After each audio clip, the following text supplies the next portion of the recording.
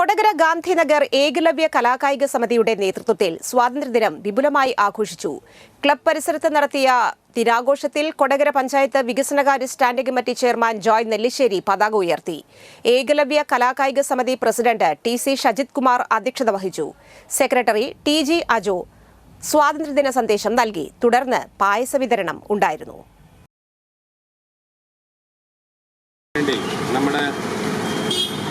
ഏകലവ്യ കലാകായിക സമിതി ചെയർമാനും കൊടകര ഗ്രാമപഞ്ചായത്തിലെ സ്റ്റാൻഡിംഗ് കമ്മിറ്റി ചെയർമാനുമായ ജോയ് നെല്ലിശ്ശേരിയെ ക്ഷണിക്കുന്നു.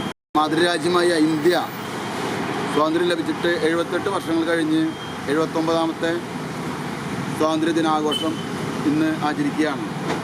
നമ്മുടെ മാതൃരാജ്യമായ ഇന്ത്യയുടെ തലസ്ഥാനത്ത് ചെങ്കോട്ടയിലെ പ്രധാനമന്ത്രി ശ്രീ നരേന്ദ്രമോദി ഇന്ന് രാവിലെ പതാക ഉയർത്തി കഴിഞ്ഞു. അതുപോലെ തന്നെ നമ്മുടെ സംസ്ഥാനത്തിൻ്റെ തലസ്ഥാനമായ തിരുവനന്തപുരത്ത് സെൻട്രൽ സ്റ്റേഡിയത്തിൽ കേരള മുഖ്യമന്ത്രി ശ്രീ പിണറായി വിജയൻ ദിനത്തിൽ ഏകലവ്യ കലാകായിക സമിതി സ്വാതന്ത്ര്യത്തിൻ്റെ 79ാം വാർഷികം ആഘോഷിക്കുകയാണ്. ഈ വേളയിൽ എല്ലാവർക്കും സ്വാതന്ത്ര്യ ദിന ആശംസകൾ നേരുന്നു.